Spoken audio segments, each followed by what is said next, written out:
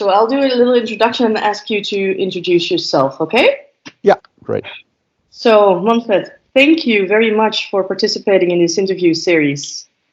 It's You're really welcome. nice to have you. Good to be your guest. Thank you. So this interview series really originated from my own idea, my own need to connect with a timeline that is hopeful. And as Churchill said, never waste a good crisis. I also wanted to shed some light on, in Chinese, the sign for crisis has two symbols, right? It has threaten or danger, and then opportunity as well. So we can read all about the danger timeline on the regular media. And I also wanted to shed some light on the opportunities timeline. So I'm really grateful to be able to speak to you today. Manfred, would you be able to introduce yourself? Yes, I am a lover of movies. I'm a lover of stories. I watch one movie at least a day.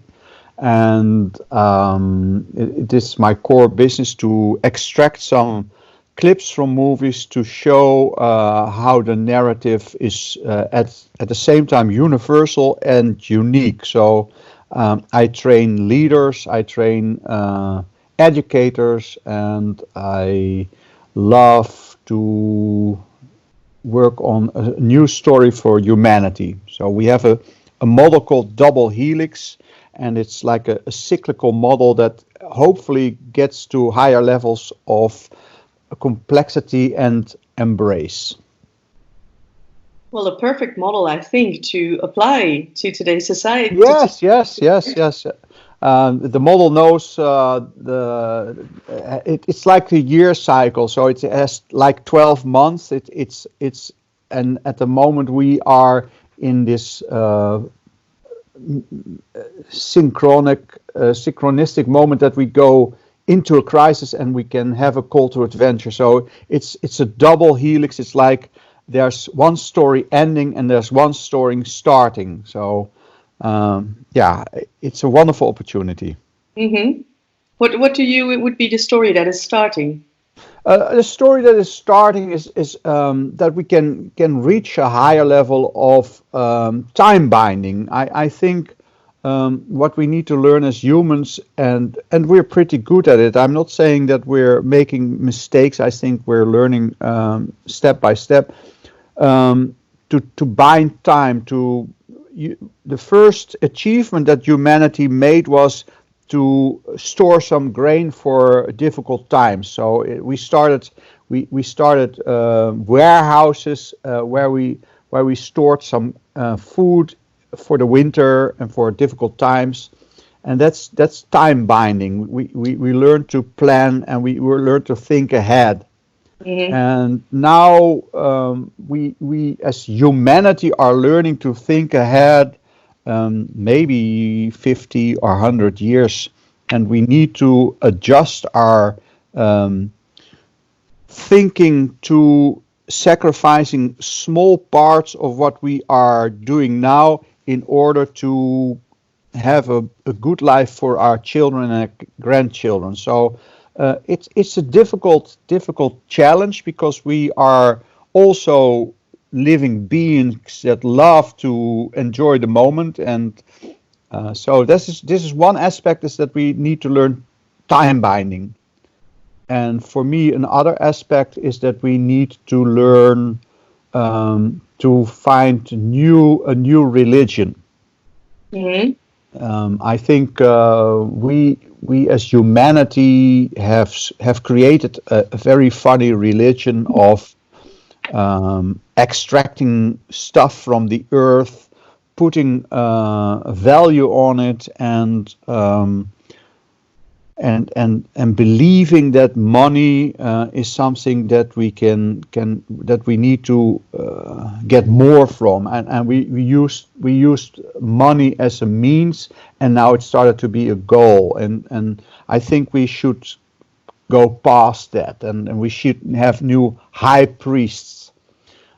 We had high priests a long time ago that said, okay, I can predict the return of the moon, and Mm-hmm. that was the one of the first high priests.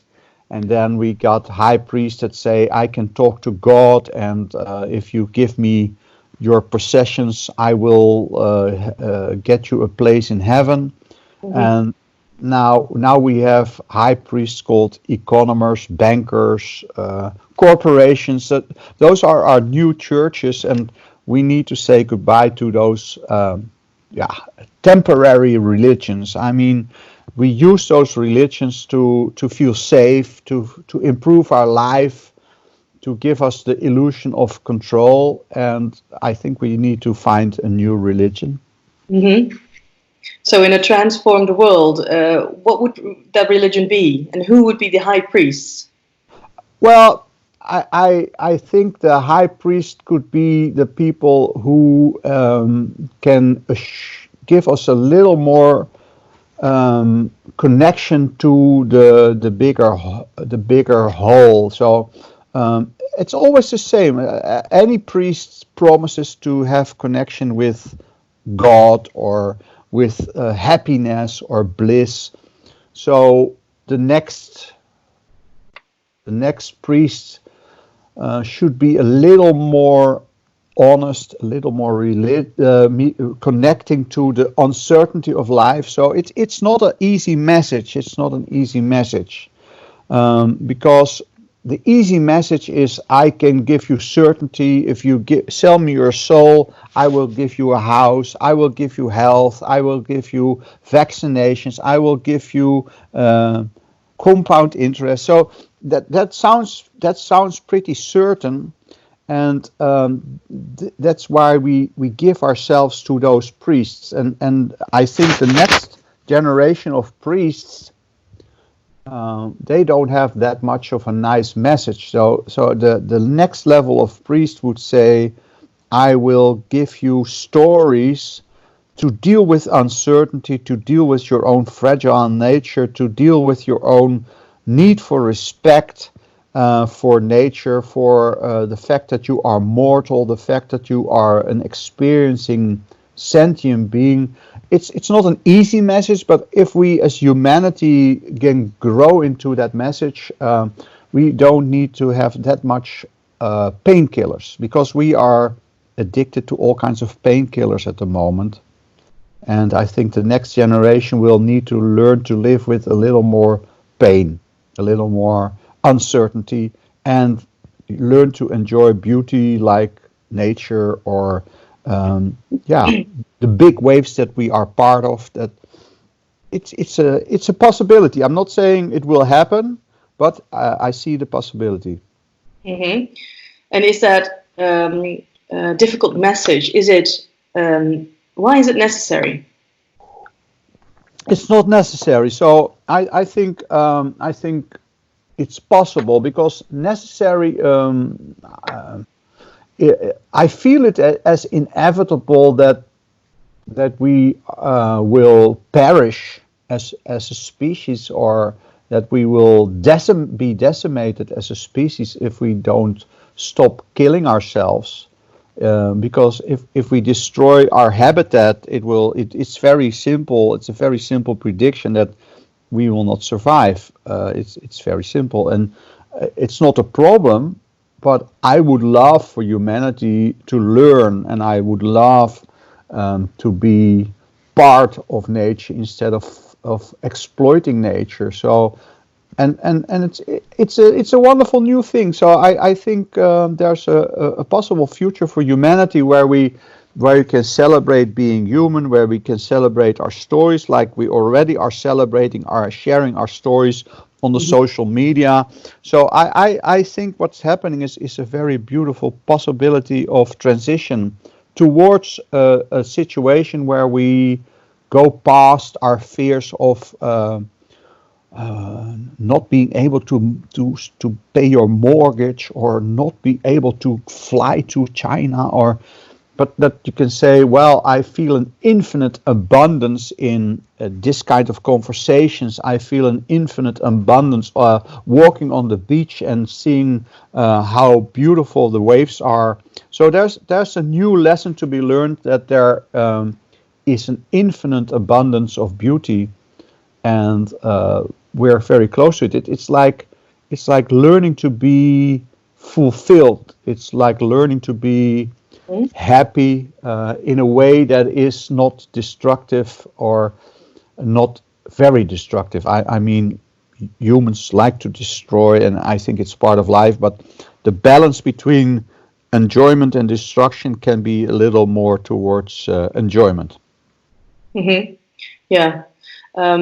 With these interviews, I'm trying to carve out a timeline Hmm. to a future that holds all these values that you're talking about. So fulfillment and happiness, being part of a greater whole, being part of nature instead of exploiting nature. I really feel that within this crisis, there's a possibility for these values to awaken more and more. Do you agree? Yeah, yeah, it's already happening. Um, Jeremy Rifkin, he pointed out that we are working towards more empathic embrace, and that one of the most interesting developments in modern consciousness is what he calls therapeutic consciousness. So um, when you find that you have been part of a circle with your family and with your culture, that you are inheriting all kinds of values and that you're inheriting all kinds of traumas, that you can work on, that makes make your life more difficult, but it also makes your life more, gives a depth. It helps you be part of humanity, and it makes the enemy closer. You can feel you are your own enemy, and at the moment that you feel, okay, wow, I have a lot of work to do within my own experience, then you don't need to have an external enemy. You can feel, okay, there's a lot of work to do, working on myself, working on our social interactions. That's the real task, and Mhm. we can see it at the moment. In such a crisis like with the corona crisis, it helps us to realize, hey, the persons that do the real work are the teachers, are the people who are taking care of the ill and the elderly. So suddenly you can see a new kind of perspective, that the high priests don't really matter in times of when it all comes down to what really matters is your health, your interactions, your food, the quality of your food, and if you want to prevent, if we can, I'm not sure, but if you want to lessen the chance for these kinds of dangerous epidemics, you have to have a healthier population, you have to have a healthier food system, and you have to lessen the pressure on humanity and then the earth. So maybe we should fly less, or maybe we should um, help the world have more better healthcare, or help China to be have more hygiene or whatever. But it's like this sense of we can make a step, and I'm not sure if this crisis is deep enough, but it helps a few individuals across the threshold towards the transition. Mhm. And how would that? I'm thinking you're almost speaking about becoming high priests of ourselves. Yeah, yeah. And how would we be able to take the opportunities that this crisis provides and then hold on to them and work towards that future that might be a more hopeful one? Well, it's like waking up slowly, and it's not everybody has to wake to the same message and has to wake at the same time, but it's like seeing that the high priests of the last century have done a lot of good, and they have created a lot of wealth for a lot of people, but they had also a very destructive message. So we are starting to discover that one of the tricks that the high priests are doing is the creation of money out of nothing. It's like a ritual. Say, okay, I will create some more money, and then now you're in debt with me. That's a very funny trick. I mean, it's for many people it's still a magical trick. They say, "Oh wow, the banks! Oh wow, the corporations! They give me money, they give me work," and we have to learn to see through that, and we have to wake up and say, "Wow, we could make our own money, not more than we need," and it's happening at the moment. The moment now the crisis is there, suddenly the government says, "Okay, we will make 1.5 trillion more, and but we will have a lot of debt." Nobody is going to repay the debt. It's a ritual, and slowly people are going to see through, and the next high priest could be the farmer, or could be the natural healer, or could be the person. The corporation will be changing maybe to cooperations, where we say, okay, our new churches will be where we own renewable energy production ourselves. It has to do with ownership. At the moment, the high priests are moving towards a very elite ownership, and it's just a religion. It's just a religion. The fact that people say, "Oh, they own and half of the world, they own." It's a religion. You can learn to see through it. Nobody owns anything. It's like a story. So we can move past that story, and we can realize that we are all on this spaceship called Earth, and it's like one big cathedral, and if we can learn to worship, because I think people have a longing to worship. I think I like it. It's not, I don't say people should not worship, but Mm-hmm. we can come back to more matriarchal worshipping, where like we used to worship 3,000 years ago. We used to worship this lake, uh, this tree, Mm-hmm. this animal was sacred. We can find that the way back to that feeling of sacredness of nature, and come back. It's like a circle. It's not a line. It's a circle, and we have strayed from that knowledge, and we can rediscover it like we're doing at the moment. The fact that so much more organic food is being produced, so much more people starting to eat vegan or vegetarian, I think it's a wonderful trend. Yeah. Yeah. Yeah. Could you speak a little bit more about the farmer as a high priest? Yeah, well, I think one of the most beautiful forms of religion is a knowledge of nature, that you know the rhythms of the sun, that you know the rhythms of when to harvest, when to sow. That's a sacred knowledge, and if you have the knowledge on how to work with nature instead of against it, then you also can work with your own nature. So I think.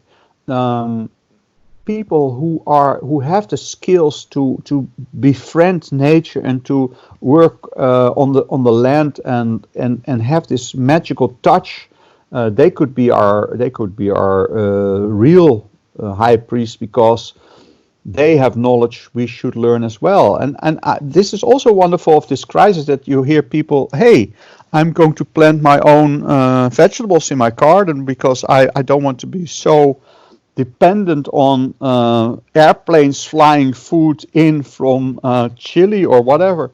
Mm-hmm. So it's happening at the moment. There's a lost kind of knowledge that's coming back to people, and it will have an effect. It will have an effect that we, on the one hand, we have this urbanization, and I think it will be like a breathing process, where we learn to go back to the more agrarian parts of the country, where we stay in contact with our food supply. Yeah. It's a possibility. I'm not saying it will be like that, but it's a good possibility. And it will Yes. also have to do with, can we have a more green transport? Mm-hmm. Can we have more local transport? Maybe electrical bikes that are not so polluting, or we will find a way, and we will combine stuff. I love the fact that we can combine the city and the rural areas. Mm-hmm. Yeah. Yeah. It seems that you're speaking more about the practice of remembering, Yeah. connecting nature, remembering the wisdom, Yeah, the sacred knowledge you yeah, mentioned. yeah. I think that there's quite some effort now with people that are trying to grasp the opportunity of this crisis to um, innovate more, to find forms. And that feels like a forward energy. And you're actually speaking about, well, remembering. So that's what else do we need to remember? Well, there's I mean, Oprah Winfrey says it, Rudolf Steiner says it. It's like remember your spirit. So um, the true. If you know, I'm not saying I know the truth, but I feel something in my own heart that you can be richer if you remember that you are a spiritual being. So Oprah says, remember your spirit. Rudolf Steiner says, Übe Geist erinnern.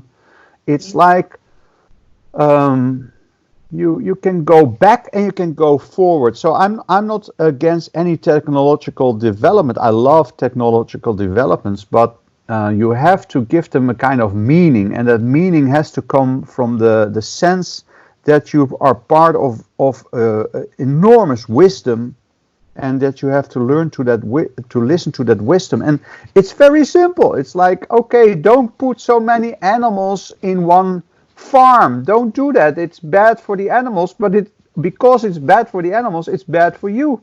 And it's so simple. Mhm.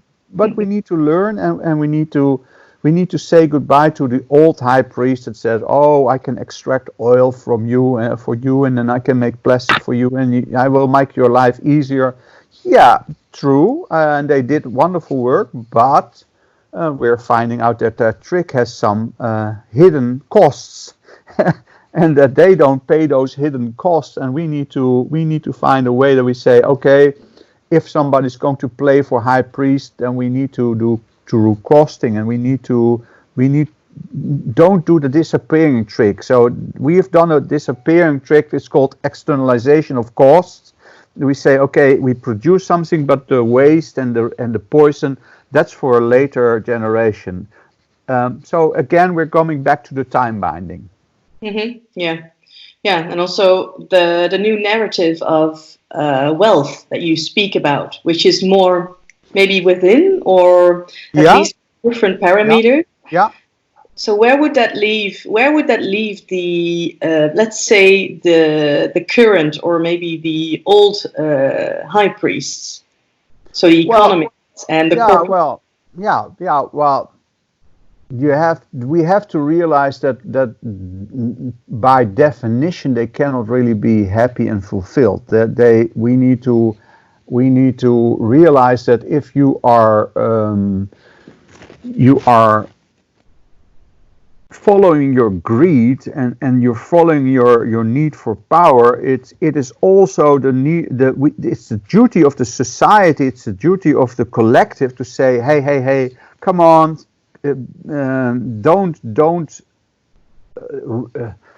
don't be so rigid, don't get those claws. It's not good for you, it's not good for us. And so I think if we have people within a certain boundaries and within a certain level of power, and maybe rotate those power positions more easy, and raise children that are warned for greed and warned for very one-sidedness, it will be healthier for the old high priests, and it will be healthier for the collective. So I think in our educational system, we are learning to work towards what I call collectivism. So you need to help children find their own individuality, and at the same time say you are going to be happier if you have some kind of service towards the collective. So try to find your own unique combination in order to serve the collective. So we don't need to go back to the collectivism of China, although they are doing well, but we should say goodbye to the very rigid individualistic thinking of we are all in this for ourselves. And it didn't work. It didn't work. It gave wonderful art. It gave wonderful. So it did wonderful things, and I love what we've done the last 100 years. But now the next step would be what I call collectivism. So it's a combination of collectivism and individualism. Mm-hmm. And that collective individualism, how would that work? It's already working. I mean, we are starting. Schools are starting their own gardens again. They are learning, teaching children to be part of nature. Where we will need to put care and agrarian skills in our schools, so that we learn to care for each other. We learn to care for the earth. Learn to receive. So this whole next generation is already being born, and it will go faster than we think. So yeah, we won't survive unless we do that. Yeah. Mm-hmm.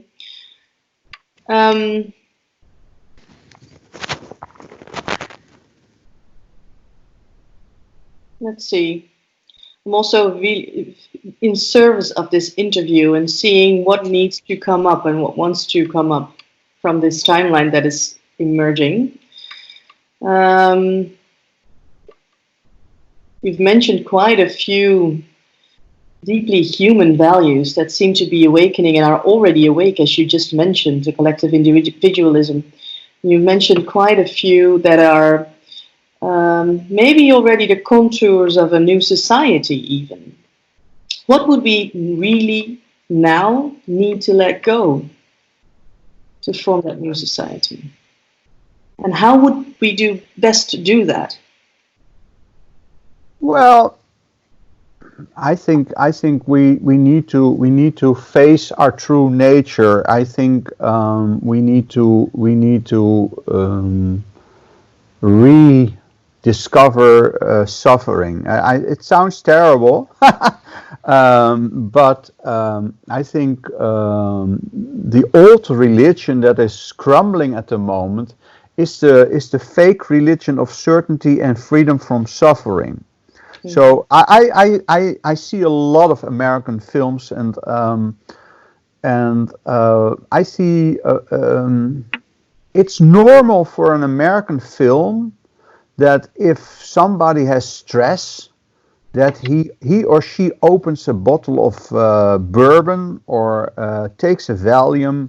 Watch any series. It's like ingrained in their culture that the moment you suffer, you need to take a pill, or you need to and we do that. We take a lot of painkillers, and the funny thing is that they don't work. The people get more hollow, get more depressed, get more isolated.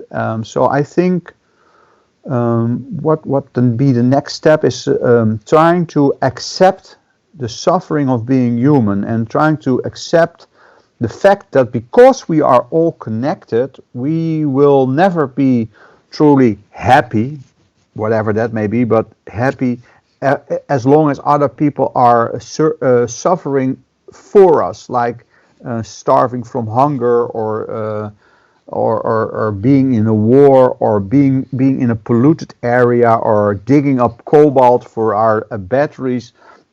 We need to realize that we cannot escape being connected, and by being connected there is a level of pain that you should transform. Next to being happy and fulfilled. So I'm not saying it's all a bad story. I'm just saying that if you want to fulfill your human potential, you have to amplify your spirit power. You have to be you need a kind of new kind of ownership, and that's not I own a boat or I own an airplane. You say, no, I own my fate, and maybe I'm so strong that I can own some fate of humanity. And I think if we can come to that level, that you say the only ownership that you can really have is owning your fate and owning your suffering and owning your sovereignty. Wow, I think then we are very close to the next phase. I wanted to say God, but that's a little pretentious. Well, it would fit to the religious narrative. I'm really enjoying our conversation, Manfred. Me too, me too. There's some rich insight here.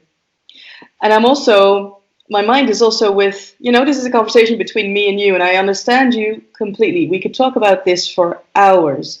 And on purpose, I'm also trying to stay at the level of imagination. What is possible? And dare we dream about something instead of trying to make plans and strategize already, because I really feel that this is a time that we need to first deeply feel that potential of that crisis and only just sketch that future that we feel is emerging. And some of us can sketch and some of us can't sketch at all at this moment, which is perfectly fine. And I believe we shouldn't force anything into form just yet. But I'm also with my mind with the people that you and I on a daily basis see, leaders of corporations and big organizations. What would be your main message for your clients at this point of time? Well, I don't need to give them a message. I see they are in their own process, and I see a lot of leaders leading this kind of dual job. I have to quote Jeremy Rifkin again because he says so many wise things. He says we have to keep the old system on life support while we're building the new system. So. I see leaders doing that. I speak to a lot of leaders, and they know they're in an end game. They know it's their whole house of cards is falling down, and they know that, and and they're not dumb. They're very intelligent, so they know that there will be a transition towards a new business model, and it's going faster and faster. And all the leaders I talk to, if you have them in private, they have the same kind of conclusions. There will be a basic income. There will be more cooperations. There will be not so much possession anymore. There will not, even if I talk to the tax people, they know that the whole taxing system could change, and we don't need taxes. If we say, okay, we have this, we create money for a moment because we don't even need money, but we can, in the transition, we can generate as much money as we need to pay for the transition. It's already happening. I mean, if you look at how fast Tesla is changing the business model for internal combustion engines, where one of the things that's happening is very important, that they will blow away the dealer system, and the dealer system is something that has to do with planned obsolescence. So this is one of the things we're saying goodbye to now. Like we have been, it was normal that a light bulb would not work for longer than a year. Now slowly we're transitioning to LED or maybe new technology that we say, okay, let's not put any planned obsolescence in it. Let's not plan to make it go broke, break it in a year. So this will change our whole business model, because we will not be able to make that much money with breaking stuff. And that will change our mind. The moment that you say, hey, we should not have a business model that is based on destruction, then we say, oh, but then we don't make any more money. No, good, let's not make money anymore. Let's only print money, or whatever, how you call it, just as a means of exchange, because everybody wants to live, but not everybody needs to be indoctrinated by buy. It's a religion that we can say goodbye to. I like the word goodbye. We need to make good buys, not bad buys. Sorry. I think it's really important what you're saying about this goodbyes. So it means that we also need to pay attention to a process of mourning the old Yeah, while dying, and then being kind of midwives to the new. yeah. And Also, I economist totally, myself, and I really feel that that's some of the if we really want to move forward, and we can because we have the intellectual capability to do so. yeah, But are we willing to expand our roles in that sense? It's interesting question to me. yeah, for me too.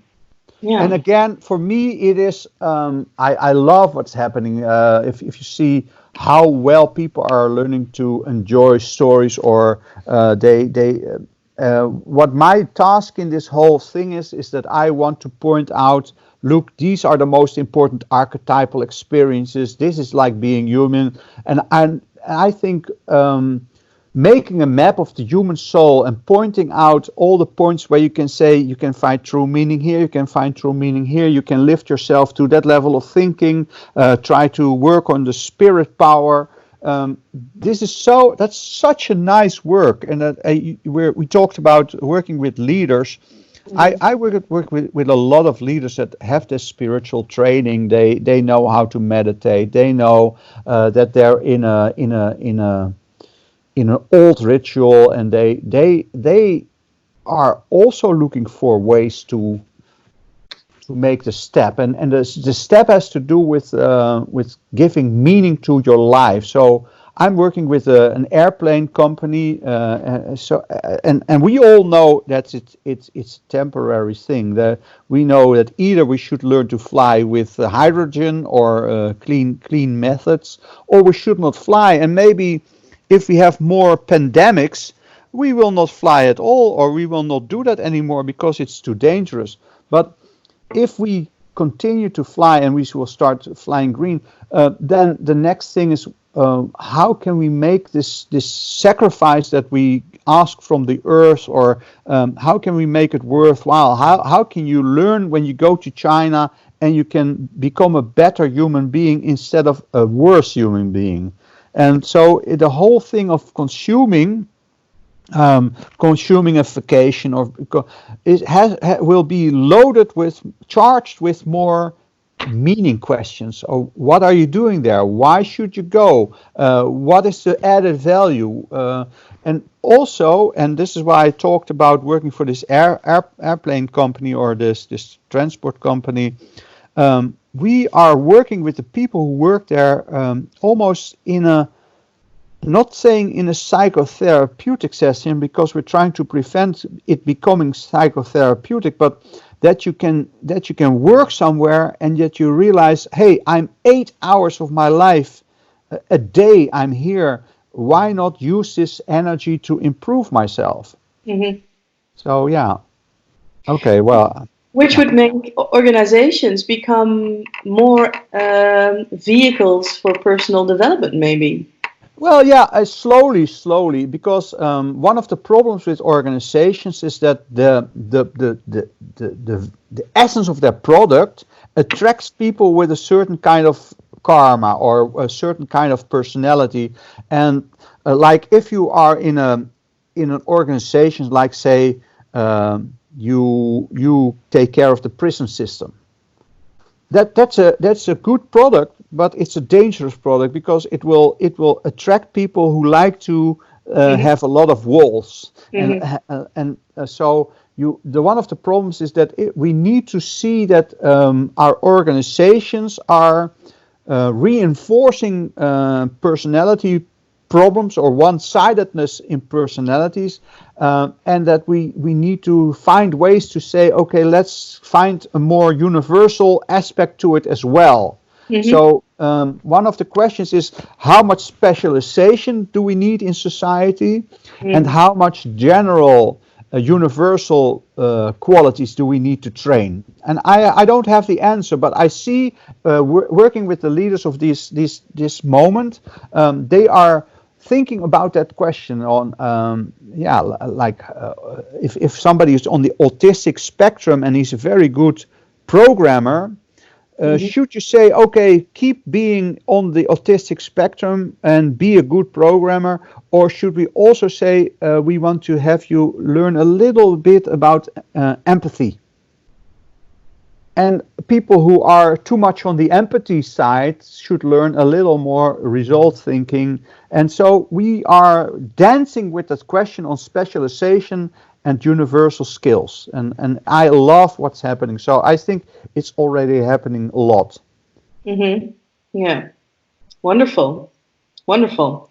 Um, you spoke a little bit earlier about making a map of the soul, the human soul. Yeah, yeah. I Uh, think I yeah. think we have just witnessed a wonderful person called Jordan Peterson. Mhm. Jordan Peterson is a guy who wrote a very interesting book called Maps of Meaning, Mhm. and he's in the in the tradition of the mythological thinking, and he flew very high. At the moment, he has crashed. It has become too much for him. Mhm. But I think the reaction in the world, some people hated him, some people they were very grateful to him. But I think what he showed is that the time is ripe for maps of meaning, Mhm. and that we are slowly moving into the psychological understanding of what Jung described as mandala. So the mandala is a symbol where you say it's a universal map. I have a few of those behind me. Mhm. It's a way to map what's important in life. Mhm. And what this conversation is also that we're trying to map what is important in life. And the circle is a wonderful thing. I mean, we have the economists have this kind of one line where they say, oh yeah, it's going well, oh no, but but you also need to think about cycles. Like every year there's a cycle, and there are bigger cycles, and the breathing is a cycle. So for me, there's this tension field between the the square and the circle. It's like the square is like with lines, and the circle is like with repetition, and both of them are important. So this is why I think this image of the Vitruvian Man by Da Vinci. Mhm. I think this is the most important image ever for me. It's like, yeah, the human being is in the circle, and the circle, the attempt to square the circle, it's impossible, but it's something we need to do. And I love this dance between the straight line and the circle, or the square and the circle. For me, this whole conversation is about that. Yeah. Yeah. Yeah. So that's why it's important to map the human soul. Yeah, yeah, and there are lots of people are doing it. I love it. Transactional analysis has tried it. We are trying it with double helix. Joseph Campbell has done it. It's a wonderful job, and I think the church, the Catholic Church, Buddhism, Hinduism, they are all working on it. They are all working on it. When you speak about the soul, immediately the word evolution pops up in my mind. How is this crisis linked to the evolutionary process of humankind? I think we are doing a wonderful job. We are moving towards a situation that we can embrace the whole of humanity in our soul. Mm. And we used to have a very small range of empathy. We say, okay, our group, our religion, our so it was pretty local, and it was okay. I'm not saying that was wrong, but Mhm. at the moment, I love the science of cultural differences. I love anthropology. I love the fact that we are seeing, holy shit, those Chinese really think different. Hey, wow, what can we learn from Africa? Ubuntu, wow. This is going very fast. So I think we are making huge steps. Hmm. which would make it possible for us to dream a new future into existence, wouldn't it? Yeah, well, the future is dreaming us. I think we are a projection of God, and God is a projection of us. So it's happening at the same time. Mm, Yeah, yeah. and corporations, clean energy. I love what Tesla is doing. So yeah, there's a whole new business model being born, and we Hmm. just need to say, okay, let's have a sharing economy. I mean, there's the only way out is to say, let's say goodbye to our own old religion of possession, and have a mix of local possessions, local cooperations, and then saying the heritage of humanity. I mean, you cannot say half of the earth is owned by 10 people or so. It's so funny. It's so funny. Hmm. We have Hmm. to say goodbye to that. Yeah, Hmm. it Yeah. will. Yeah. The way the things that you mention also uh, brings me to think about that we should get real about reality. So the world as we have perceived it and have dubbed it reality might have more depth to it, because all the things that you mention are not.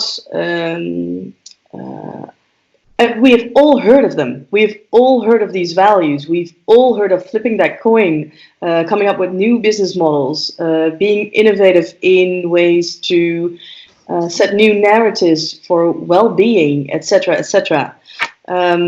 But it seems that you're bringing the depth into existence by speaking about it more, and almost speaking about it as the new normal. And I really enjoy that. That makes it come alive so much Yeah. more. It makes it, two sensible people speaking about the depth of reality as a new normal, for me, would be such a beautiful first step that we can already take right now Yeah. Yeah, in the so, midst and of. we're doing it. The fact that we can have this kind of conversation would have been impossible 20 years ago. So, Maybe a so year ago. yeah, well, yeah. So it's like we are massaging our own humanity soul. So it, we Yeah. need to repeat those things. There's this wonderful question on where does the word religion come from. Mm. So some people say it's from religare, it means reconnect, but other scientists say no, it's about spreading out the symbols every day. So it's like relegere. It's like repeating the mapping of the soul. So it's like every day you have to do the ritual, you have to think the new thoughts, you have to worship how beautiful life is, you have to enjoy conversations like this, and the fact that you're repeating it will give it more power. It's like charging your symbols. Hmm. Yeah. Yeah. So what we're doing is like religious. Yeah. Yeah. Well, on that note, Yeah. Yeah.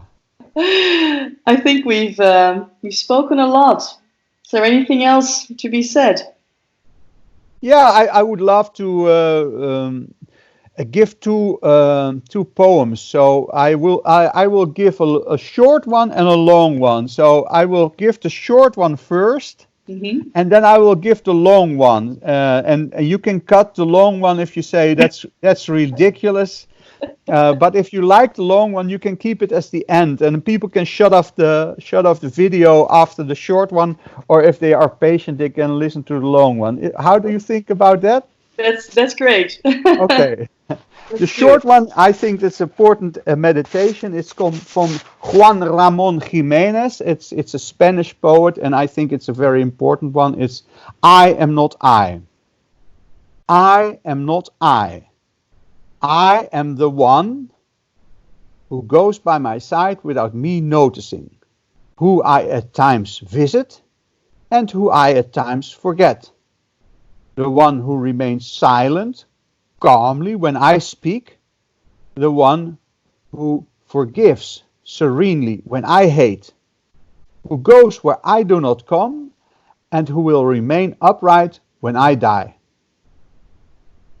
That's the short one. Are you willing to take the risk on the long one? Sure, of Okay, course. good, good. Well, it's a very old Maori meditation. It's a very old Maori meditation, and maybe it goes back for thousands of years. And it was written down in 1750, like then. It was, I'm not sure the date, but it was noted by one of those early conquerors, and it was translated by a British woman. So I'm going to give the English translation of Maori meditation. And the shaman who gave it is called Timeranapiri. It's a Maori meditation called My Law. So it's about karma. It's about dharma, karma and dharma. And here it goes. So you can close your eyes because it's going to take a while, but it's important. Here it comes. The sun may be clouded, yet ever the sun will sweep on its course till the cycle is run. And when into chaos the system is hurled, again shall the builder reshape a new world. Your path may be clouded, uncertain your goal. Move on, for your orbit is fixed to your soul. And though it may lead into darkness of night, the torch of the builder shall give it new light. You were, you will be, know this while you are. Your spirit has traveled both long and afar. It came from the source, to the source it returns. The spark which was lighted eternally burns. It slept in a jewel, it leapt in a wave, it roamed in the forest, it rose from the grave. It took on strange garbs for long eons of years, and now in the soul of yourself it appears. From body to body your spirit speeds on. It seeks a new form when the old one is done. And the form that it finds is the fabric you wrought on the loom of the mind from the fiber of thought. As dew is drawn upwards in rain to descend, your thoughts drift away and in destiny blend.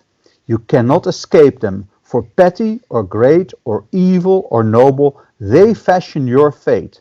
Somewhere on some planet, sometime and somehow, your life will reflect your thoughts of your now. My law is unerring, no blood can atone. The structure you build you will live in alone. And all that you ask for and all you desire must come at your bidding as flame out of fire. Once listen to that voice and all tumult is done. Your life is the life of the Infinite One.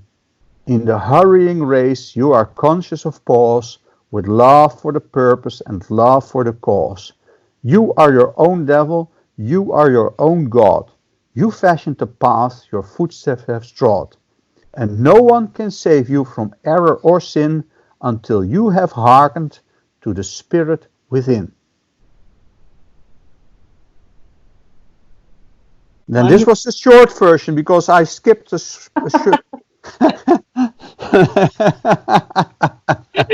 Just started a new religion.